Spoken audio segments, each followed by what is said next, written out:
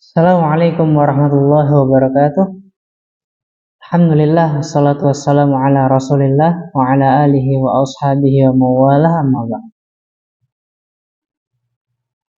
Satu kisah yang tidak kalah heroik dibandingkan kisah dari perang Khandaq atau perang Ahzab. Dan kisah itu sudah Ana sebutkan pada video Ana sebelumnya. Kalau antum ingin menyaksikan kisah tersebut, maka antum bisa cek link di deskripsi di bawah. Maka kali ini Ana akan menyampaikan kisah yang juga begitu heroik, kisah yang membuat kita sebagai kaum muslimin akan tersenyum lebar. Dan kisah ini merupakan salah satu kisah puncak dari masa keemasan Islam pada zaman Nabi SAW tatkala beliau masih hidup. Maka teman-teman sekalian, pada video kali ini Ana akan membahas tentang kisah penaklukan Mekah atau Fathul Mekah. So, stay tune biar antum semua akan mendapatkan insight dari kisah ini. Teman-teman sekalian, penaklukan Mekah atau Fathul Mekah ini terjadi pada bulan Ramadan tahun 8 Hijriyah di waktu duha. Dan sebab terjadinya dari penaklukan Mekah ini adalah persatuan yang terjadi antara dua suku, suku Bakr dan suku Khuza'ah. Berawal dari adanya kesepakatan antara kaum muslimin dengan kafir Quraisy dan sekutu mereka, yakni perjanjian Hudaybiyah. Yang mana di dalam perjanjian tersebut, salah satu dari poin dari perjanjian tersebut, karena begitu banyak poin yang disampaikan pada perjanjian itu, salah satunya adalah hilangnya peperangan selama 10 tahun di antara mereka. Dan siapapun yang ingin bergabung menjadi sekutu salah satu di antara mereka, maka dipersilahkan dan tidak ada yang bisa menghalangi mereka, begitu pula sebaliknya. Maka ada dua suku yang berada di dekat Mekah, tapi selalu berseteru dan selalu berperang. Itu mereka adalah suku Bakr dan suku Khuza'ah. Apabila satu orang saja atau satu kelompok kecil mengganggu satu suku lain, maka sama saja ia mengganggu pemilik perjanjian asal. Misal, ketika misalnya ini suku Bakr ya, dia suku Bakr mengganggu, ada satu kaum yang dia mengganggu suku Bakr, maka sama saja ia melanggar perjanjian dan mengganggu dan menggunakan Quraisy. Karena adanya perjanjian Hudaybiyah tersebut, maka suku Bakr dan suku Khuza'ah yang awalnya selalu saling berperang, maka sekarang tidak lagi berperang karena mereka mengikuti akad. Dan pada awalnya suku Bakr selalu kalah sama suku Khuza'ah. Jadi tatkala mereka berperang, suku Bakr dengan suku Khuza'ah ini mereka saling berperang dan selalu suku Bakr yang kalah. Maka suku Bakr pun bersekutu dengan Quraisy karena mereka berpikir bahwasanya Quraisy itu lebih kuat dibandingkan kaum muslimin dan tidak ada satupun di antara mereka yang masuk Islam dari suku Bakr. Pimpinan suku Bakr yang bernama Naufal ibn Muawiyah ad-Daili merasa terganggu dengan akad ini, merasa terganggu dengan perjanjian ini, karena ia mendapatkan kelalaian Khuza'ah, lalu ia membalas kekalahan-kekalahan itu. Suatu saat Naufal melihat di depan matanya ada suku Khuza'ah yang memasuki Mekah dengan sengaja. Mereka berlalu lalang begitu saja sehingga membuat mata Naufal bin Muawiyah ini terganggu. Lalu ia menghadap kepada tokoh-tokoh Quraisy dan berkata, "Sungguh ini merupakan kesempatan kami untuk membalas kekalahan-kekalahan kami sebelumnya. Dan wahai Quraisy, kami ingin kalian mendukung kami." Maka sebagian dari tokoh-tokoh Quraisy menolak hal tersebut karena ini termasuk melanggar akad, ini termasuk melanggar perjanjian. Tapi ada dari kalangan tokoh-tokoh pemuda Quraisy yang mendukung langkah tersebut dengan dasar mereka jengkel terhadap kaum muslimin dan mereka beranggapan bahwasanya akad ini hanya untuk menyusun kekuatan dari Quraisy. Jadi akad ini berfungsi hanya untuk mengumpulkan pasukan, menguatkan dan menjadikan Quraisy semakin kuat untuk mengalahkan kaum muslimin. Maka ada 4 tokoh muda yang mendukung langkah tersebut, antara lain yang pertama adalah Ikrimah bin Abi Jahal, anak dari Fir'aunnya umat ini, dan termasuk satu dari 10 orang yang wajib dibunuh tatkala muslimin menguasai Mekah nanti. Yang kedua Safwan bin Umayyah bin Khalaf, sama, anaknya dari Umayyah bin Khalaf, yang mana Umayyah bin Khalaf itu adalah kepala kekufuran, dan sama, ia termasuk salah satu dari 10 orang yang wajib dibunuh. Namun kedua tokoh tersebut, yaitu Ikrimah dan Safwan, ini mereka masuk Islam.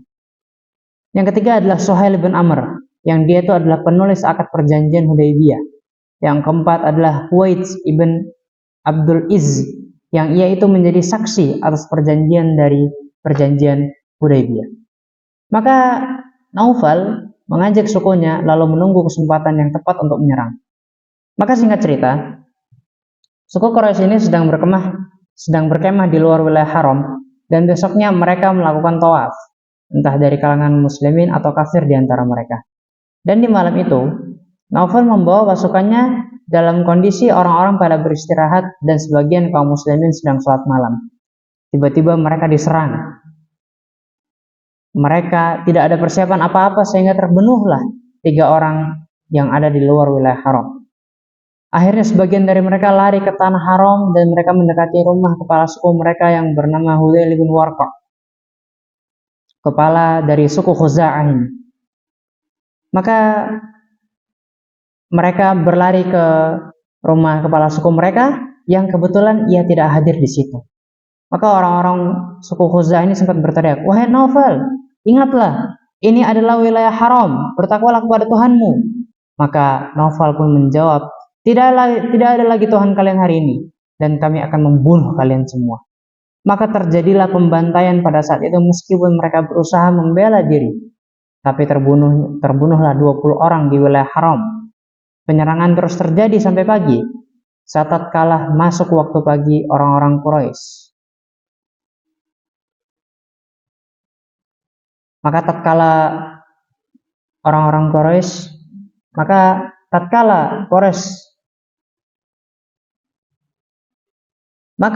tatkala memasuki waktu pagi, orang-orang Quraisy merasa takut. Mereka disuruh berhenti pada saat itu agar kabar penyerangan itu tidak tersebar sampai ke telinga kaum muslimin. Suku Khuza'ah pun membicarakan hal tersebut kepada pimpinan mereka, yaitu Hudayl bin Warqa. Maka mereka mengutus 1 orang penyair ke Madinah yang bernama Amr bin Salim untuk memberikan kabar kepada kaum muslimin. Maka Amr bin Salim ini melakukan perjalanan yang cukup jauh dari Mekah menuju Madinah, dan sesampainya ia di sana, ia langsung menemui Nabi SAW dan para sahabatnya. Maka ia pun bersyair, dan ana akan simpulkan arti dari syair tersebut adalah, "Ya Allah, sungguh aku memberikan informasi penting kepada Muhammad. Sesungguhnya kesepakatan ayah kami dan ayahnya," maksudnya kabilah Bakr ini yang menyerang suku Khuza'ah, "telah dikhianati. Kalian adalah anak-anak kami dan kami di posisi orang tua kalian. Ingatlah, tatkala kami masuk Islam, kami tidak pernah berkhianat. Ketahuilah, Quraisy telah mengkhianati kesepakatan Anda. Mereka telah mencoreng kesepakatan suci yang telah dibakukan. Maka tolonglah, semoga Allah senantiasa memberikanmu petunjuk dengan pertolongan yang benar. Panggilkanlah seluruh hamba-hamba Allah, biar mereka datang keseluruhannya. Di antara mereka ada Rasulullah sendiri SAW yang akan memimpin, dan mereka sudah tahu akan hal itu, tetapi mereka tetap berkhianat. Dan di wilayah Failak dan Bihr telah terjadi perkara pengkhianatan. Kami pada saat itu beristirahat di malam hari. Sebagian besar di antara kami sedang membaca Al-Quran, baik dalam keadaan ruku maupun dalam keadaan sujud. Mereka menjadikan tebusan diri sendiri mereka dengan menyangka mereka akan selamat. Dan mereka menyangka bahwasanya aku tidak akan memberitahukan informasi ini kepada siapapun. Sebenarnya mereka dalam keadaan terhina dan kekuatan mereka sangatlah sedikit. Maka mendengar syair tersebut, Nabi Muhammad SAW berkata, "Engkau telah dimenangkan, wahai Ammar bin Salim." Lalu raut wajah beliau berubah karena marahnya dan menepuk dada dan menepuk paha beliau. Alaihi salatu wassalam. Maka Hudzail bin Warqa' membagi pasukannya di luar Mekah untuk menyerang Mekah. Lalu ia pergi ke Madinah sendiri untuk menyampaikan berita tersebut secara lengkap kepada Nabi Shallallahu Alaihi Wasallam. Maka Quraisy pada saat itu bermusyawarah tentang pengkhianatan tadi malam, dan salah satu yang ikut pada musyawarah tersebut adalah Abdullah bin Sa'ad bin Abi Sarh, salah satu dari 10 orang yang wajib dibunuh tatkala kaum muslimin memasuki kota Mekah.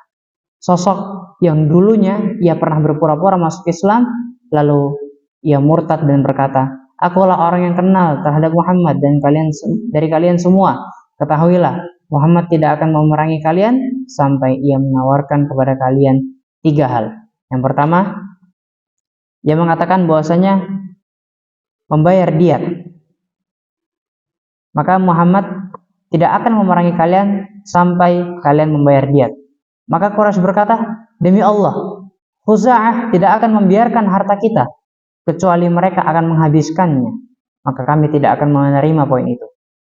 Maka Abdullah bin Sa'ad bin Abi Sarh ini memberikan opsi kedua, yaitu membiarkan suku Bakar dihukum Muhammad tanpa kalian ikut campur karena mereka yang telah berkhianat. Maka Quraisy berkata, "Demi Allah, bila kita tidak membela sekutu kita, maka setelah hari ini tidak akan ada lagi yang mau menjadi sekutu kita." Maka pilihan yang ketiga adalah perang.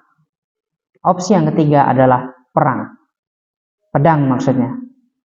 Maka orang-orang Quraisy pun bingung, tidak ada pilihan lain. Dan kondisi mereka pada saat itu berbeda dibandingkan ketika terjadi perang Uhud ataupun perang Ahzab ataupun sama perang Khandaq. Dan ketika antum mau mempelajari bagaimana seluk-beluk dari perang Khandaq, maka antum bisa cek video anda sebelumnya atau klik link di deskripsi di bawah. Dan mereka tidak memiliki persiapan untuk berperang. Orang-orang Quraisy ini mereka tidak memiliki kesiapan untuk berperang. Jumlah mereka pada saat itu sedikit, kekuatan mereka saat itu kecil, dan mereka tidak terfokus untuk menaklukkan sebagaimana mereka punya ambisi tatkala mereka berada di Ahzab, di medan Ahzab, Khandaq, atau waktu perang Uhud. Maka Abu Sufyan pun berpendapat, kita utus saja seseorang untuk menemui Muhammad dan memperbarui akad sebelum informasi tiba ke kaum muslimin. Maka Abu Sufyan pun, dan pada saat itu Abu Sufyan masih kafir ya, dan tidak lama setelah ini Abu Sufyan pun masuk Islam. Abu Sufyan pun berangkat dari ke Madinah dengan beberapa orang yang menemaninya. Maka Abu Sufyan pun bingung tatkala ia sampai ke Madinah, ia bingung hendak menemui siapa kira-kira untuk memperbarui perjanjian ini. Maka ia teringat bahwasanya ia memiliki anak kandung yang bernama Ummu Habibah. Yang mana Ummu Habibah ini adalah salah satu dari istri Nabi Muhammad SAW. Maka ia pun mendatangi rumah anaknya tersebut. Lalu ia disambut karena ia termasuk mahram, walaupun kafir ya.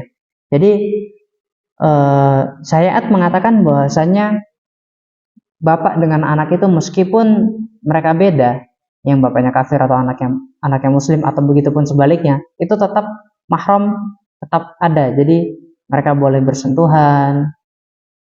Ya kurang lebih seperti itulah. Dan Abu Sufyan pun mendatangi rumah anaknya tersebut, lalu ia disambut karena ia mahram walaupun orang kafir. Lalu Abu Sufyan pun ingin duduk di atas tikarnya Ummu Habibah, maka Ummu Habibah dengan cepat langsung menarik tikar tersebut. Maka Abu Sufyan pun bertanya, "Kenapa kau tarik tikar itu sehingga saya tidak bisa duduk? Apakah tikar itu mahal sekali?" Abu Sufyan berkata seperti itu, dan Ummu Habibah menjawab, "Ini adalah tikar Rasulullah SAW. Engkau dalam keadaan kafir dan najis, maka tidak layak engkau untuk mendudukinya." Dan teman-teman sekalian, Ummu Habibah ini terkenal dengan sosoknya yang sangat lembut, sosok yang terkenal dengan kelembutan dan sopan santunnya terhadap orang tua. Tapi untuk hari ini, ia bersikap tegas, ia bersikap seperti itu kepada ayahnya sendiri. Maka Abu Sufyan pun keluar dari rumah tersebut karena ia berpikir, nggak yakin, tikar aja nggak dikasih, apalagi informasi berharga seperti ini.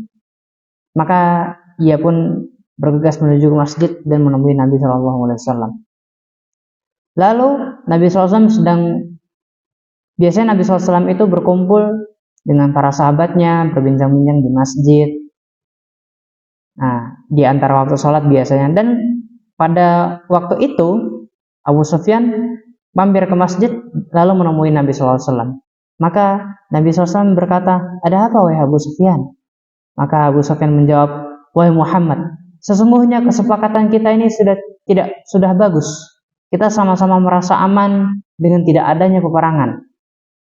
Juga kafilah-kafilah dagang kami sudah tidak terganggu lagi. Maka kami ingin memperbaharui dan memperpanjang kesepakatan. Maka Nabi SAW menjawab, apakah kalian melakukan sesuatu sehingga kalian mau memperbaharui dan memperpanjang akad? Maka Abu Sufyan menjawab, tidak ada. Hanya saja kami mau memperbaharuinya. Maka Nabi SAW menjawab, kami tetap dalam kesepakatan dan kami tidak akan pernah berkhianat selamanya. Jadi posisinya Nabi SAW telah mengetahui kabar bahwasanya sekutu dari Quraisy telah berkhianat.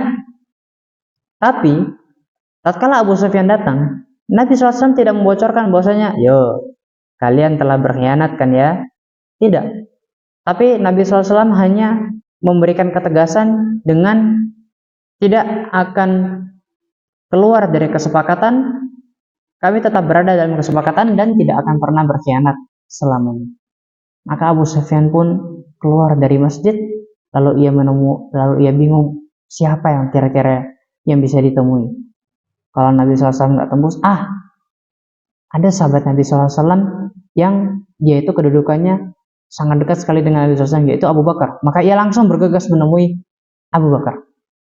Maka Abu Sufyan pun berkata, wahai Abu Bakar, engkau adalah sahabat Muhammad dan orang terdekatnya. Maka perbaharuilah akad. Perbaharuilah akad dan keamanan beserta lindungi orang-orang dari peperangan. Dan engkau akan dikenang sepanjang masa. Dalam kondisi takut, Abu Sufyan berkata seperti itu.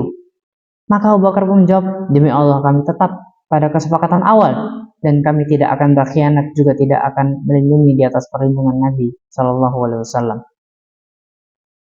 Lalu Abu Sufyan pun pergi meninggalkan Abu Bakar dan ia teringat bahwasanya nomor 2 setelah Abu Bakar adalah Umar bin Khattab. Maka ia bergegas menemui Umar bin Khattab dan terjadilah dialog yang mirip-mirip seperti itu juga. Maka Abu Sufyan berkata, wahai Umar, engkau adalah sahabat terdekatnya dan salah satu dari mertuanya. Maka perbaharuilah akad, selamatkanlah orang-orang dari peperangan. Maka Umar dengan tegas mengatakan, aku melindungi kalian. Demi Allah, bila aku tidak menemukan kecuali seekor semut saja yang menyerang kalian, maka aku akan ikut dengan semut itu untuk menyerang kalian. Maka Abu Sufyan karena kesalnya, ia menjawab, semoga Allah balas kau dengan keburukan atas pemutusan silaturahimmu ini. Maka ia pun bergegas meninggalkan Umar dan ia menuju ke tempatnya Ali bin Abi Thalib radhiyallahu anhu. Maka setelah sampai di kediamannya Ali bin Abi Thalib radhiyallahu anhu, Abu Sufyan pun berkata, wahai Ali, orang terdekat dari Muhammad, engkau adalah orang terdekat dari Muhammad dan kami tahu engkau sangat dekat dengan Muhammad dari jalur nasab dan rahim. Ya, karena memang Ali bin Abi Thalib ini adalah ponakan dari Nabi Shallallahu Alaihi Wasallam dan istri dari Ali bin Abi Thalib yaitu Fatimah adalah anak dari Nabi Shallallahu Alaihi Wasallam. Maka Abu Sufyan melanjutkan, maka lindungilah orang-orang dari peperangan. Maka Ali bin Abi Thalib radhiyallahu anhu menjawab, semuanya Rasulullah Shallallahu Alaihi Wasallam berpegang pada kesepakatan yang tidak akan ada yang pernah berani melanggarnya kecuali beliau sendiri yang melakukannya. Maka dalam kondisi seperti itu, sudah bertanya kepada Nabi SAW, Abu Bakar, Umar, Utsman nanti ya, Ali, sudah 4 orang yang menjadi pilar dari kaum muslimin ini sudah ditanya dan mereka jawabannya sama, maka Abu Sufyan pun semakin takut. Abu Sufyan pun semakin ciut mentalnya. Maka saking takutnya Abu Sufyan sampai meminta tolong kepada Fatimah bin Muhammad, anak dari Nabi SAW, dan istri dari Ali bin Abi Thalib sendiri. Lalu ia menunjuk kepada Hasan, anaknya Ali radhiyallahu anhu, dan berkata, "Wahai Ali, bawalah anakmu ini, atas namakan ia supaya bisa melindungi orang-orang." Saking takutnya ia sampai meminta, sampai memohon kepada istrinya Ali bin Abi Thalib dan anaknya. Dan ketika ia berkata kepada istri dari Ali bin Abi Thalib, "Wahai Fatimah,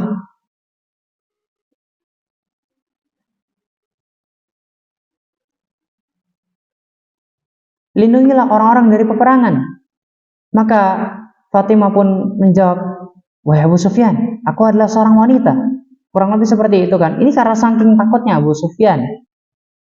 Maka Fatimah berkata, "Dan ketahuilah, tidak akan pernah ada yang berani melampaui Rasulullah dalam kesepakatannya. Mustahil, datang ke siapapun tidak akan ada dalam masalah ini." Lalu ia pergi menemui Utsman bin Affan. Lalu terjadilah dialog yang mirip seperti beberapa dialog tadi. Abu Sufyan berkata, "Wahai Utsman, engkau kan satu suku denganku, sama-sama suku Umayyah. Perbaharilah kesepakatan dan hentikan peperangan." Maka Utsman menjawab, "Aku mengikuti kesepakatan Rasulullah SAW." Maka Abu Sufyan pun keluar dan bingung. Lalu ia menemui kembali Ali bin Abi Thalib radhiyallahu anhu, dan Abu Sufyan minta saran dan jalan keluar dari Ali radhiyallahu anhu. Maka Ali menjawab, "Aku tidak punya pendapat karena ini merupakan permasalahan yang berat, pengkhianatan kesepakatan. Kalau tidak memperbaharuinya, maka perbaharuilah sendiri. Bukankah engkau pemimpin Quraisy dan engkau terkokohkan di kalangan Arab?" Maka Abu Sufyan pun menjawab, "Lalu bagus enggak itu? Apakah saranmu ini bakal menyelesaikan masalah?" Maka Ali bin Abi Thalib menjawab, "Tidak. Tapi tidak ada lagi pendapat lain. Hanya itu saja. Engkau masuk ke masjid lalu perbaharui sendiri." Maka saking bingungnya Abu Sufyan, ia melakukan itu. Bayangkan teman-teman sekalian, Abu Sufyan itu adalah rajanya Mekah dalam tanda kutip ya. Jadi yang namanya pembesar-pembesar Quraisy yang bernama Abu Jahal, Abu Lahab, Utbah bin Rabi'ah, Al-Walid bin Utbah, Syaibah bin Rabi'ah, itu mereka semuanya terbunuh di perang Badar. Dan semua pemuka-pemuka Quraisy itu terbunuh tanpa terkecuali. Dan satu-satunya yang selamat adalah Abu Sufyan dari kalangan dari kalangan pembesar dari Quraisy. Karena Abu Sufyan itu pun dia nggak ikut perang karena ia mengamankan kafilah. Maka satu-satunya pemuka Quraisy dan yang dituakan pada masa itu adalah Abu Sufyan, dan sedangkan Ali bin Abi Thalib ini adalah salah satu prajurit yang masih muda.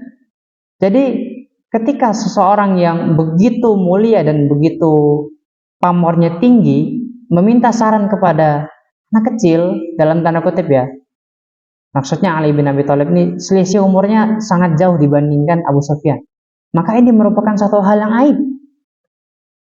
Maka Abu Sufyan pun karena saking bingungnya ia masuk ke dalam masjid lalu berteriak, "Aku Abu Sufyan, pemimpin Quraisy dan Mekah.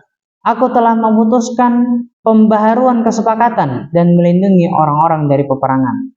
Maka Nabi SAW langsung menjawab, "Itu adalah perkataanmu Abu Sufyan dan kami tidak akan mengucapkan apalagi mengakuinya."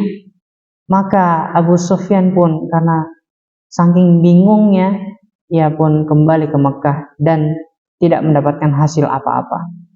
Dan diceritakan kronologinya kepada Quraisy. Setelah sampai di Mekah tentunya, Dan yang paling disoroti oleh Quraisy adalah perkataannya terhadap Ali bin Abi Thalib radhiyallahu anhu.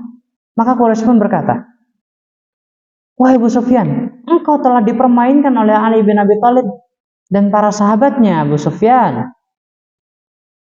Ya, karena sebagaimana apa yang sudah Anda jelaskan, Abu Sufyan ini kedudukannya jauh lebih tinggi dibandingkan Ali bin Abi Thalib. Ali bin Abi Thalib itu hanya prajurit biasa di kaum muslimin, salah satu dari prajurit terbaiknya. Dan Ali bin Abi Thalib ini berusia muda, sedangkan Abu Sufyan itu sudah dituakan dan ia memiliki kedudukan yang begitu tinggi di kalangan Arab. Maka setelah Abu Sufyan pergi dari Madinah, Nabi Muhammad SAW langsung mengambil sikap mengumandangkan panggilan jihad kepada kaum muslimin. Panggilan jihad secara umum ya kalimatnya, panggilan jihad selesai. Jadi dia memberitahu kemana, tujuannya apa, intinya panggilan jihad.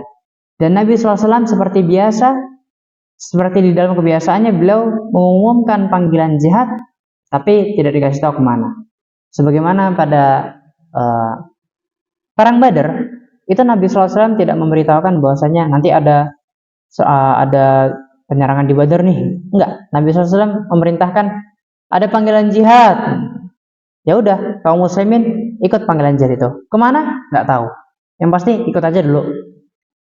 Dan kalau Nabi SAW memerintahkan itu sudah pasti nggak mungkin perintah tersebut sia-sia begitu saja. Lalu Nabi SAW mengumpulkan semua istrinya dan mengatakan, rahasiakanlah aku akan menyerang kemana? Saya akan serang Mekah. Dan Nabi SAW memerintahkan kepada Aisyah radhiyallahu anha untuk mempersiapkan peralatan perangnya Nabi SAW, baik berupa baju perang, pedang, kuda, dan lain sebagainya dari peralatan perang. Lalu Nabi SAW mengumpulkan para sahabat yang hadir pada perang Badar. Jadi sahabat-sahabat yang hadir di perang Badar, termasuk 10 sahabat yang dijamin masuk surga itu, dikumpulkan semuanya. Dan Nabi SAW berkata, saya akan serang Quraisy, tapi rahasiakanlah, pasukan tidak boleh ada yang tahu. Lalu Nabi SAW mengutus beberapa sahabatnya untuk mengajak seluruh suku Arab. Lalu Nabi SAW mengutus beberapa sahabat untuk mengajak seluruh suku Arab yang tinggal di sekitar Madinah yang sudah masuk Islam untuk ikut pasukan. Dan dalam hari itu saja terkumpul 7.500 orang yang ikut dalam penaklukan Mekah ini. Lalu ia menutup pintu gerbang kota Madinah dan memerintahkan agar dari yang luar tidak boleh masuk, begitu pula sebaliknya. Jadi terkumpulnya pasukan, lalu pasukan ini keluar Madinah, lalu pintu gerbang Madinah ditutup. Yang di dalam tidak boleh keluar, yang di luar tidak boleh masuk. Maka ada satu sahabat yang bernama Hatib ibn Abi Balta'ah, salah satu sahabat yang hadir pada perang Badar. Ia mengetahui bahwasannya Mekah akan diserang dan ia memiliki keluarga di sana. Maka ia menulis lembar surat dan dikasih ke seorang budak wanita dan disembunyikan surat tersebut di lilitan rambut dari budak wanita ini. Maka budak wanita itu pun langsung bergegas menuju ke Mekah dan ia meletakkan surat tersebut di bagian rambutnya dan rambut tersebut ditutupi dengan hijabnya. Maka tidak kelihatan surat tersebut. Maka Nabi SAW memanggil Zubair bin Awam dan Ali bin Abi Thalib untuk mengejar budak perempuan tersebut. Tahu-tahu Nabi SAW tahu aja ada dalam tanda kutip pembelotan dari salah satu sahabat, karena mungkin tujuan dia itu maksudnya bukan untuk mengamankan Mekah, tapi untuk mengamankan keluarganya. Maka Nabi SAW memanggil Zubair bin Awam dan Ali bin Abi Thalib untuk mengejar budak perempuan tersebut dan akhirnya kekejar. Dan pada saat di tengah perjalanan mereka menemui budak wanita tersebut dan mereka minta surat dari Hatib ibn Abi Balta'ah karena Rasulullah SAW mendapat wahyu tentang hal tersebut. Maka perempuan ini pun, budak wanita ini pun tidak mau, dia menolak. Tapi Ali mengancam perempuan tersebut dengan mengatakan, kalau engkau tidak mau menyerahkan, maka kami akan ambil secara paksa, sambil menghunuskan pedang. Maka budak wanita ini menyuruh untuk memalingkan pandangan mereka berdua, untuk membuka hijabnya dan mengambil surat tersebut dari lilitan rambutnya. Lalu ia menyerahkan surat tersebut. Maka Nabi SAW mengumpulkan para sahabatnya untuk menghakimi Hatib bin Abi Balta'ah.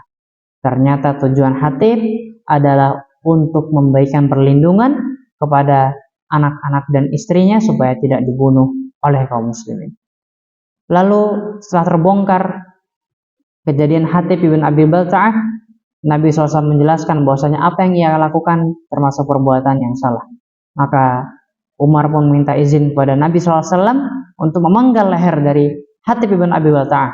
Maka Nabi SAW melarangnya karena ia termasuk ahli Badar.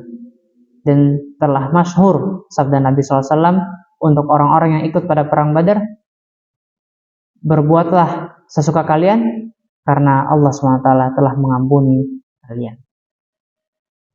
Maka bertolaklah pasukan muslimin ke arah Mekah dan menemui beberapa suku yang mana mereka masuk Islam dan ikut bergabung bersama mereka dari beberapa kabilah. Jadi mereka kaum muslimin ini berjalan, terus ada dari beberapa suku yang sudah masuk Islam, tentunya mereka melihat kaum muslimin ingin berjihad, maka mereka pun ikut. Terkumpullah satu demi satu kabilah, akhirnya terkumpullah personil sampai 10.000 personil.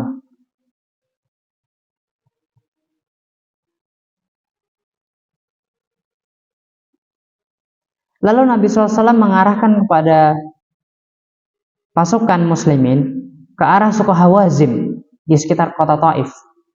Lalu Nabi SAW mengatur strategi, setelah dekat di daerah Hawazim, langsung belok ke arah Mekah, dan pada saat itu Quraisy tidak ada yang tahu sama sekali. Dan ini merupakan satu taktik yang bagus.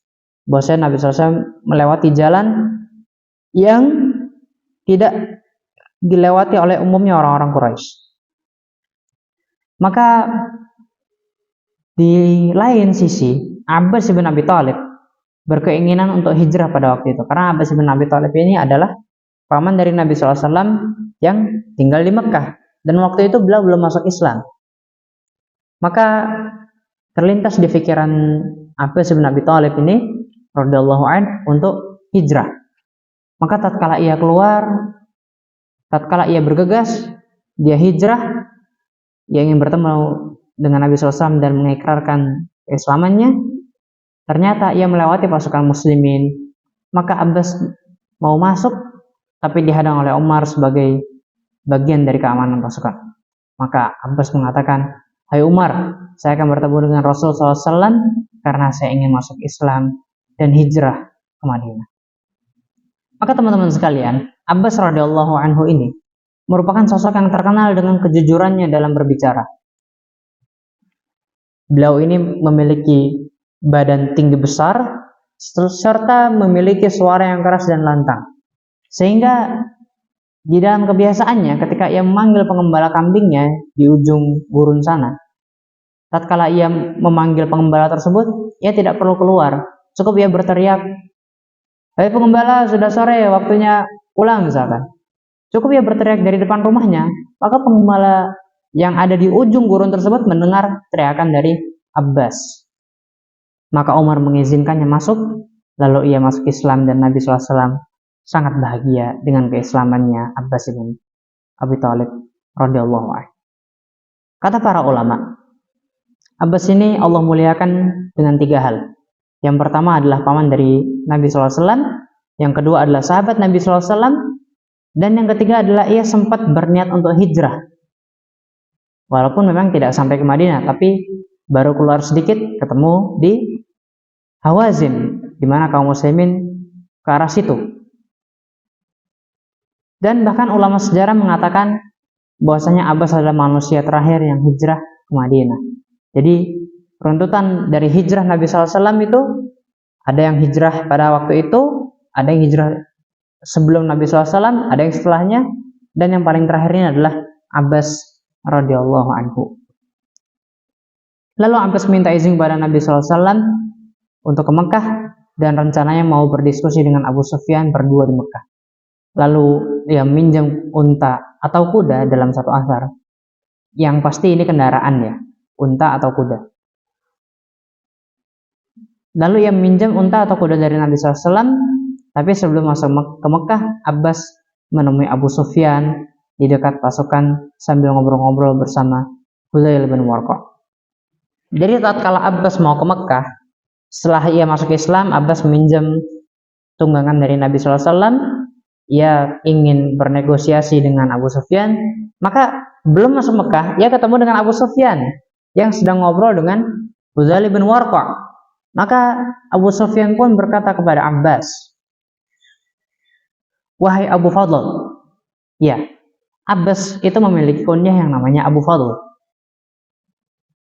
"Wahai Abu Fadl, dari mana kamu? Apa informasi yang kau dapatkan?" Maka Abbas menjawab, "Aku datang dari sisi Rasulullah Sallallahu Alaihi Wasallam. Demi Allah, aku sudah masuk Islam.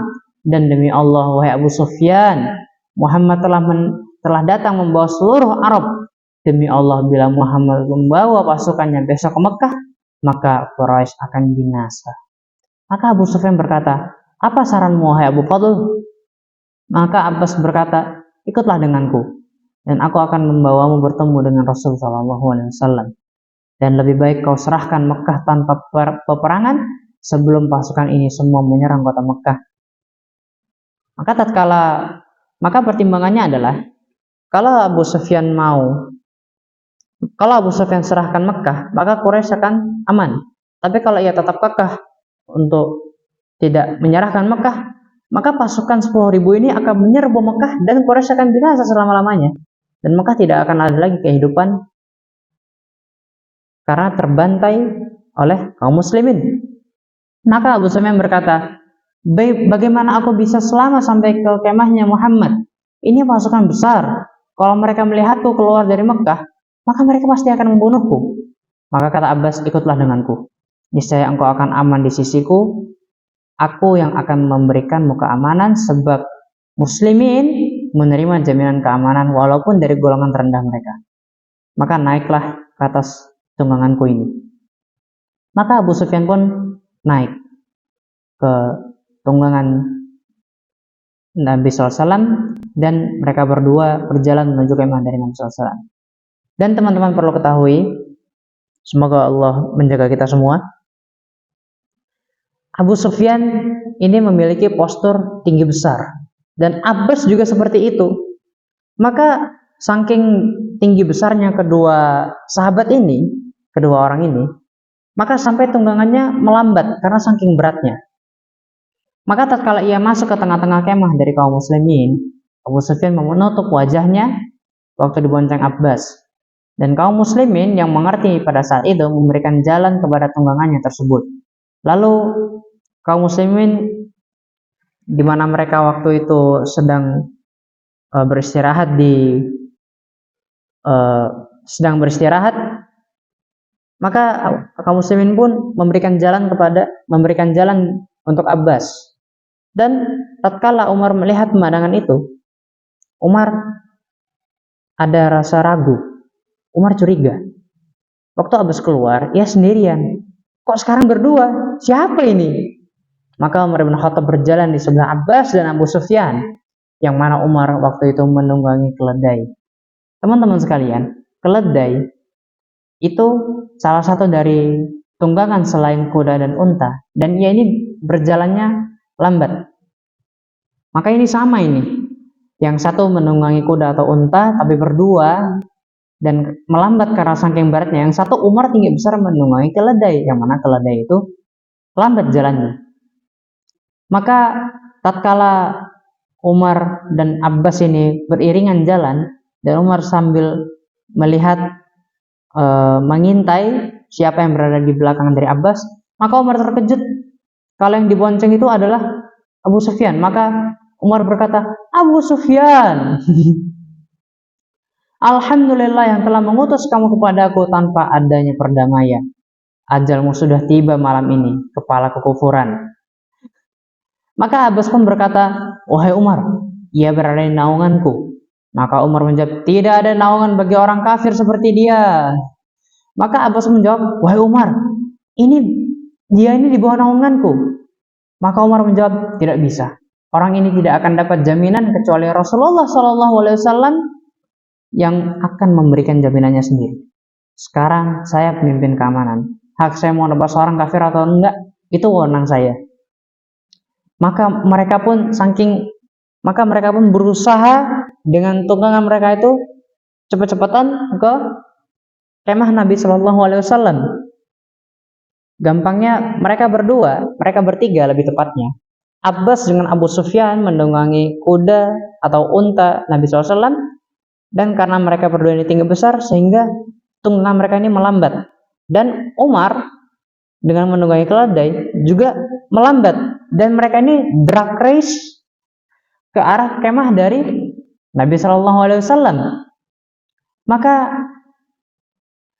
Maka tatkala memasuki kemah dari Nabi SAW, mereka bertiga masuk secara bersamaan. Lalu mereka buru-buru turun dari tunggangan mereka. Lalu Umar berkata, ya Rasulullah, kepalanya kafiran ya Abu Sufyan datang tanpa keamanan, maka izinkanlah saya untuk menebas lehernya. Maka Abbas pun mengatakan, ya Rasulullah, dia di bawah naunganku, saya yang melindunginya. Maka Nabi SAW berkata kepada Umar, biarkan hai Umar, biarkanlah ia. Maka Rasulullah SAW berkata, wahai Abu Sufyan. Ia berbicara kepada Abu Sufyan, yang mana Abu Sufyan ini sudah membuat drama dari beberapa kali sebelum sekarang ini. Jadi sebelum waktu di mana Abu Sufyan berhadapan dengan Nabi SAW di kemahnya, itu sudah terjadi beberapa drama yang Abu Sufyan menjadi pemimpin pada saat perang Khandaq, yang Abu Sufyan datang ke Madinah memperbarui akad tapi nggak jadi-jadi dan batal. Lalu setelah ia gagal memperbarui akad, ia berteriak di tengah-tengah masjid dan mengumumkan pembaharuan akad. Pokoknya sudah membuat drama yang begitu luar biasa lah. Lalu Nabi SAW berkata, wahai Abu Sufyan, apakah belum tiba saatnya engkau mengaku bahwasanya tidak ada Tuhan yang berhak disembah dengan baik dan benar kecuali Allah, dan Muhammad adalah utusannya? Maksudnya, mau sampai kapan kufur kayak gini Abu Sufyan? Dalam tanda kutip ya. Maka Abu Sufyan pun menjawab, demi Allah, bila ada Tuhan selain Allah, maka pasti akan bermanfaat buat kami hari ini. Maka Rasulullah SAW bertanya lagi, wahai Abu Sufyan, apakah belum tiba saatnya engkau mengaku bahwasanya tidak ada Tuhan yang berhak disembah dengan baik dan benar kecuali Allah, dan Muhammad adalah utusannya? Apakah belum tiba saatnya engkau untuk masuk Islam? Mau sampai kapan permusuhan ini terjadi? Maka Abu Sufyan menjawab, kalau yang ini masih ada keraguan dalam hatiku. Maka mendengar jawaban tersebut, Abbas marah dan mengatakan kepada Abu Sufyan, wahai Abu Sufyan, masuk Islamlah wahai Abu Sufyan. Demi Allah, bila Rasulullah SAW memasuki Makkah dengan kekuatan, maka sejarah Quraisy akan hilang selamanya. Bagaimana bisa engkau ragu dengan kerasulannya? Dan teman-teman pahami bahwasanya Abbas ini mengeluarkan suara yang keras, yang sudah menjadi karakteristiknya. Sehingga tatkala keluar kalimat itu, Abu Sufyan pun menjadi takut. Lalu Abbas pun melanjutkan, sementara sudah nyata di hadapan matamu kemenangan yang Allah berikan. Maka Abu Sufyan pun masuk Islam dalam keadaan yang ragu. Walaupun dalam keadaan ragu dan takut, Abbas memberitahu Nabi SAW bahwasanya Abu Sufyan itu suka dengan kedudukan, maka berilah ia kedudukan, kata Abbas. Maka Nabi SAW mengerti bahwasanya yang namanya orang mu'alaf itu kadangkala ia butuh terhadap sesuatu yang ia suka untuk mengokohkan hatinya di dalam Islam. Dan Abu Sufyan ini sosok yang suka dengan kedudukan, sosok yang suka dengan jabatan. Maka Abbas mensiasati dengan memberitahu Nabi SAW, berikanlah ia kedudukan. Maka Nabi SAW berkata kepada Abu Sufyan, "Wahai Abu Sufyan, siapapun yang memasuki rumahmu, wahai Abu Sufyan, maka dia aman." Jadi tatkala pasukan muslimin ini mengepung atau memasuki kota Mekah, siapapun yang masuk ke rumahnya Abu Sufyan, maka ia akan selamat, maka dia akan aman. Maka Abu Sufyan menjawab, "Wahai utusan Allah, rumahku masih kecil, nggak cukup untuk menampung seluruh penduduk Mekah." Maka Nabi SAW berkata, "Siapapun yang memasuki Masjidil Haram, maka ia akan aman." Maka Abu Sufyan menjawab, "Wahai utusan Allah, masjid pun belum cukup, nggak bisa menampung penduduk satu Mekah ini." Lalu Nabi SAW berkata, "Siapapun yang menutup pintu rumahnya," maksudnya ia nggak ikut campur tatkala muslimin memasuki kota Mekah, maka ia aman. Maka Abu Sufyan berkata, "Adapun kalau yang ini cukup puas." Maka keesokan harinya Abu Sufyan pun pulang dalam keadaan takut, pulang dalam keadaan kondisi gundah gulana. Lalu tatkala ia masuk ke Mekah, Quraisy sedang berkumpul dan menunggu Abu Sufyan, dan paginya mereka berencana untuk pergi ke Madinah dan bernegosiasi dengan Nabi SAW. Maka terjadilah dialog antara Abu Sufyan dengan Quraisy, dan dialog tersebut insya Allah akan Ana spill di video berikutnya. Barakallahu fikum. Jangan lupa antum semua untuk like, comment, share, dan subscribe channel Ana, dan insya Allah Ana akan buatkan video part kedua dari Fathul Makkah atau penaklukan Mekah ini. Assalamualaikum warahmatullahi wabarakatuh.